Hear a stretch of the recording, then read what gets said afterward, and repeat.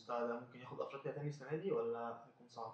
انا شايف ان الاهلي يقدر ياخد افريقيا بكل الظروف اللي فيها الاهلي، بكل التخبطات، بكل الاداء المهتز، بكل الكلام ده كله. الاهلي قادر، الاهلي عنده قائمه مش بالسوء اللي الناس بتتكلم فيه. الفكره كلها ان جمهور الاهلي وليه مليون حق متطلع الى انه رايح كاس العالم للانديه، هيقابل فرق بحجم باريس سان جيرمان وريال مدريد وبروسيا دورتموند وتشيلسي. فطبيعي انا عايز لعيبه على المستوى ده. لكن الاهلي بنفس القايمه بنفس اللعيبه دي، ما هو كان بيحقق دوري ابطال افريقيا وبيحقق دوري مرتين ورا بعض. يعني الدنيا ما هياش القصه او طموحات الاهلي في فكره وجمهوره في فكره البطولات اللي هو بينافس عليها سواء قاريا او محليا. هو طموحات الجمهور اعلى من كده، مع تفصيله تانية. انه الاهلي كان واحد من اهم عناصر القوه عنده على مدار السنين، ان الاهلي دايما كان بيدعم وهو فوق.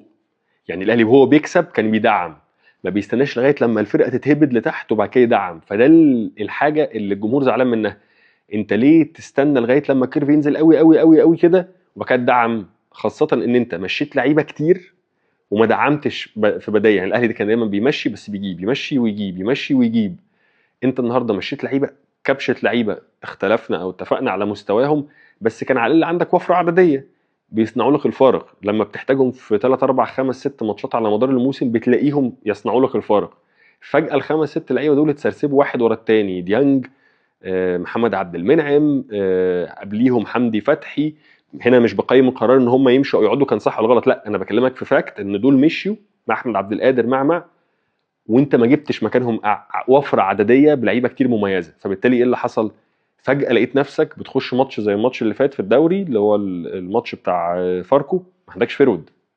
الاهلي بيلعب باثنين فراوده، بيستخدم عمر الساعي وامام عاشور لعبوا فرود، وبيجيب سمير محمد وعبد الكريم، اعتقد حمزه عبد الكريم، هم اللي بيلعبوا اثنين ناشئين يعني.